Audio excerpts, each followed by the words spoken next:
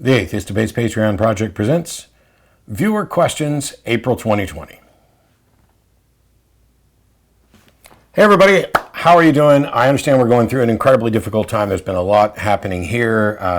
I'll talk about some of it. I realize that some of this isn't going to be particularly pertinent to Atheist Debates normal content, but I got a number of questions that came in, some of them related to philosophical issues, some of them were questions about debates, and some of them were just questions on how the hell are you doing, Matt, throughout this. I hope all of you are being safe and following the guidelines from World Health Organization and others on how to stay safe during this. For people watching this years down the road, I'm quarantined at home like many of the people in the world in order to try to flatten the curve of coronavirus infections so that it doesn't overwhelm hospitals and so that we can limit the number of people that are going to die and the impact from this. It's going to be a devastating event. I can see possibilities where this is going to cause financial ruin and health ruin and be equivalent to another depression and perhaps a new baby boom and all of the things that people are talking about. But for right now, I'm focused on making sure that people are safe. Many of you know that I'm the president currently of the Atheist Community of Austin, a nonprofit educational organization that produces the Atheist Experience TV show. We have closed down the building where we do everything and set up remote cameras and remote access stations for the crew. So everybody's sheltered at home, and we're continuing to do the show. We found a way to take live calls. It's not as good as when we're all there in the studio, but considering the lag and everything else, I think it's going pretty well. So let's get to the questions that came in and see what I think. All right, so the first question I'm going to address today is about a debate I did with a gentleman by the name of David Wood. I have not done a full debate review of this debate yet. There's been a lot of issues related to the quarantine that kept me from getting some things done that I wanted to do, but I want to give that debate the time it deserves of actually going through it. I have another debate coming up in just a few days on did the disciples write the gospel. But this question came in and said, and it came in from several different people, so I paraphrased it. Were you scared during the debate with David Wood? For those who haven't seen it, it's part of the Atheist Debates Patreon project. It's up on the Modern Day Debates channel, and you can just do a Google search for Dillahunty versus Wood. There were things that came out after that debate which I was stunned by, including some memes that attempted to show, I don't know, I think it was an attempt to debunk me, but this issue of was I scared during the debate with David Wood, the answer is no.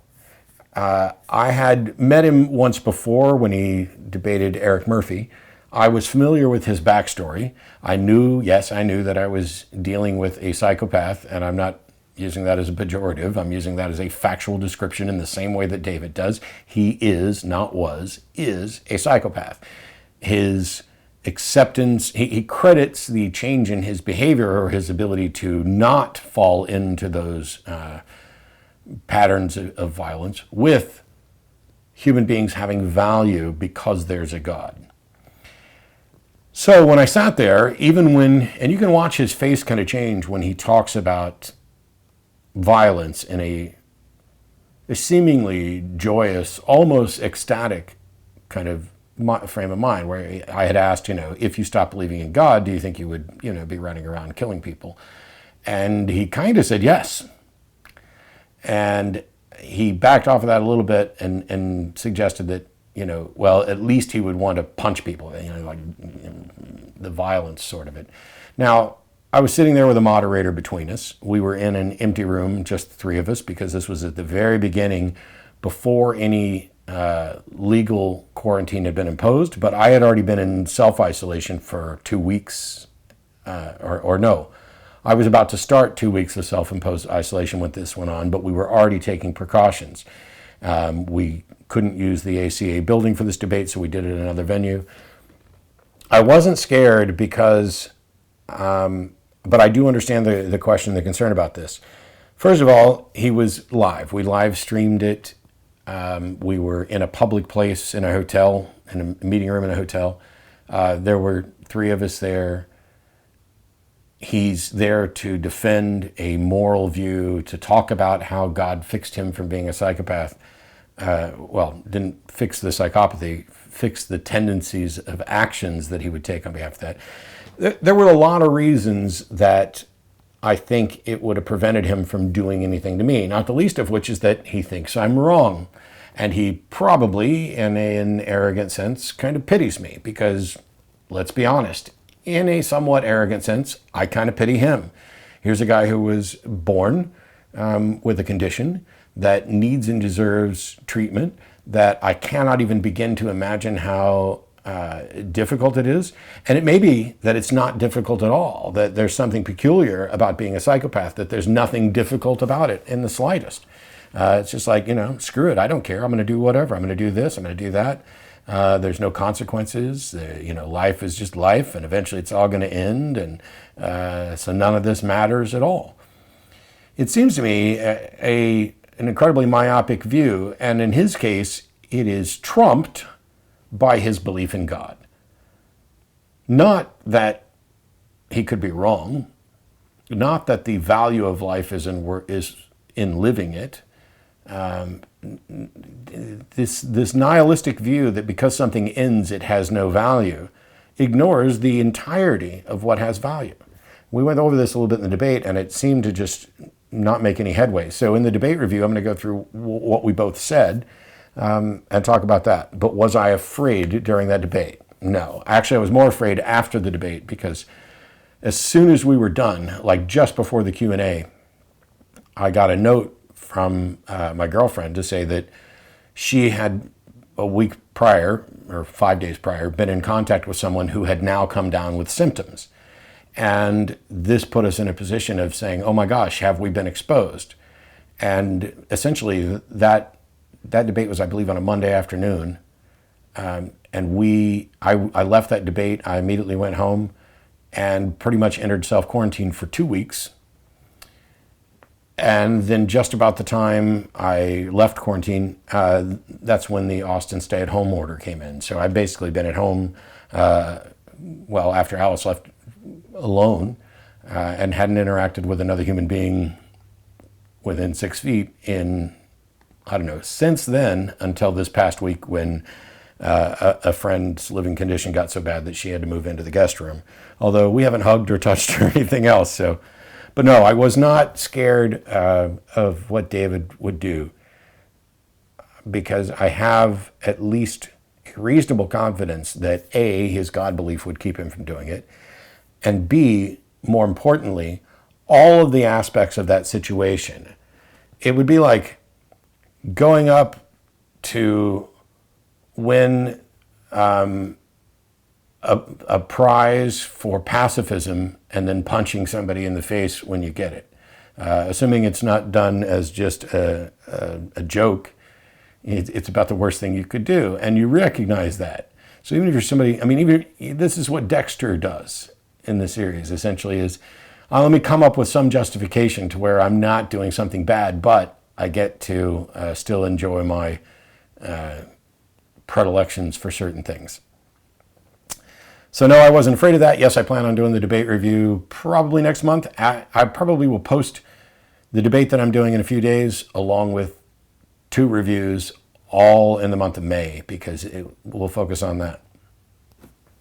So this one's actually a condensed version of an email chain that was sent to me, but I haven't actually replied to. Someone basically wrote a paper that they'd like to get published, challenging the courtroom analogy that I used for years. And it seems that their primary concern is that, with all due respect, this is misleading. As you know, defendants start out presumed innocent. So a jury's finding of innocent would be superfluous. Not guilty means the presumption of innocence stands because the jury was not given evidence beyond a reasonable doubt to overturn it. In a sense, juries do indirectly find defendants innocent. This isn't in any way a rebuttal to the courtroom analogy. And by the way, courtrooms in some systems can and do find defendants innocent, and there's not always a presumption of innocence in every legal system, although I think there should be. What we're really talking about here when we talk about a presumption of innocence, because this is an individual, by the way, who is convinced that they can know that there is no God in the same way that they know a defendant is innocent because they haven't been found guilty, is kind of what's implied throughout this email. The thing about the presumption of innocence, a presumption of something is not proof of something. When a defendant is found not guilty, it is not actually an indirect finding of innocence. It is recognizing that we're going to presume that you're innocent until we demonstrate that you're guilty. And in court, the only thing that we can address is the single proposition, X is guilty. And either that proposition, X is guilty, is accepted, in which case you get a guilty verdict, or it is rejected, in which case you get a not guilty verdict. You can be in a position where you actually think that that person is guilty or likely guilty, but it hasn't met the burden of proof for you to go with guilty, and so you will have to vote not guilty. This does not mean that you are in any way, implicitly or explicitly, affirming innocence, even though guilt and innocence are the only two options. There's not a problem with the analogy. And there's a reason that I use the gumball analogy, which is exactly the same thing. The number of gumballs in the jar is either even or odd, but if somebody says, we're going to address the single proposition, the number is even, the results can only ever be confirmed even or not confirmed even, which doesn't mean odd, or justifiably accepted as even, or whatever. Because the whole point is to set up a null hypothesis, the hypothesis X is innocent, which theoretically, hypothetically, could never be demonstrated, although that's not true in practicality with some cases. You can come up with such a strong showing of innocence. The only way that you can say that it can't ever be proven would also invalidate guilty results as well, which is, oh, I traveled out of my mind and possessed the body of the person that I wanted to be convicted as the killer, but I'm ultimately the one responsible. And that really is about asking the wrong question, not did Matt stab this person?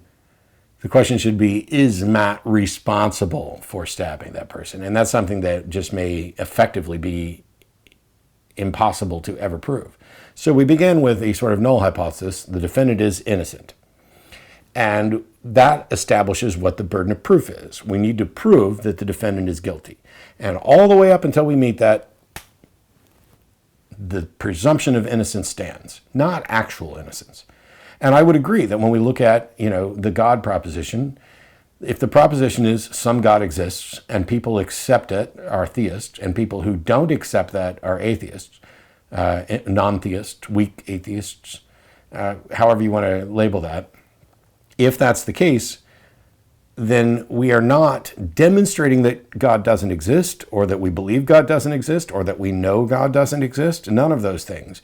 We are confirming that we are going to stay with the null hypothesis. We are going to presume that there's no God until such time as a God has been demonstrated. It doesn't work. It works better with the courtroom analogy than it does with the gumball analogy, because at no point in the gumball analogy are we saying we're going to assume that it's odd until such time as it's demonstrated as even. We actually do that both directions. We go with a presumption that the number isn't even until it's been demonstrated, and that the number isn't odd until it's been demonstrated. And if you extend that to the courtroom, we're not concluding that the defendant is innocent. We're just going on a presumption. When you have something like gumballs, and you know that the whole number of gumballs from math, we know this, is going to be either even or odd, and then you have a situation where somebody, like a God exists and that God doesn't exist, or this person committed the crime versus this person did not commit the crime. When we vote not guilty, we're essentially saying we don't have enough evidence to reach this conclusion, and we're not saying that we've reached the other conclusion. This analogy, whether it's the courtroom, the gumballs, or whatever, just works. It's direct. Either there is a God or there's not. That is the state of affairs. But that is separate from what you believe about the state of affairs, which, by the way, is also separate from what you are justified in believing about the state of affairs. Let's say there is a God, and person A believes there's a God. They're correct, but their justification determines whether or not they are correct. Because if they just guessed, I mean, we wouldn't consider that knowledge. We wouldn't even consider it a rational course of action to belief. It's like if I stuck a card face down on the table and had you bet on whether or not it's red or black. When you get it right, cool, you're correct. But that's an issue where we verified it. What if we can't verify it? Then you would need to give your reasons for why you're convinced that you're correct. And in that case, it may be possible if your reasons are good enough. Because, for example, you could say, I've inspected that pack of cards before we started, and every card in that deck is red. As a matter of fact, every card in that apparent 52 random cards every card's the Queen of Hearts, which we count as a red card, we count as a face card. So I'm willing to bet everything I got because I've already inspected. I literally had the deck in my hands. They're all Queen of Hearts. I set it down, and you pulled a random one out of there in front of me with no possibility of trickery. That card's red. Now that seems to be an incredibly good justification for believing that it's red. You may or may not be absolutely certain. You may express that you're absolutely certain, but that's not what we're dealing with when people say, hey, here's why I believe there's a God. Because that's the thing you have to remember. In the gumball analogy, we can always count them, or at least it's possible theoretically. Practically, it may be impossible, but it's possible theoretically to count them and determine what the number is. It is a potential known. But whether or not somebody committed a crime may never be known. Whether or not a God exists may never be known. Although there's a good line of argument that I hope to present fairly soon on why the absence of evidence is not confirmation of absence, but a strong indicator of absence. And so that's the emails that we went through today.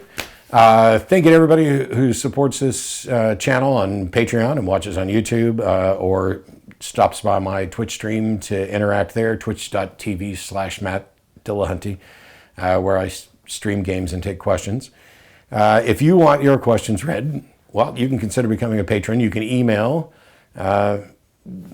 You can use any of the contact forms that are here. But by and large, I want everybody to keep themselves safe. I understand that we're getting ready to go through a financially difficult time. I want people to be healthy and well-educated. And if you are appreciating the content that I put out on this channel, by all means, consider supporting me on Patreon. And if not, I'm glad you watched anyway. See you later. This video is made possible by supporters of the Atheist Debates Patreon project. You can find more information and add your support at patreon.com/atheistdebates.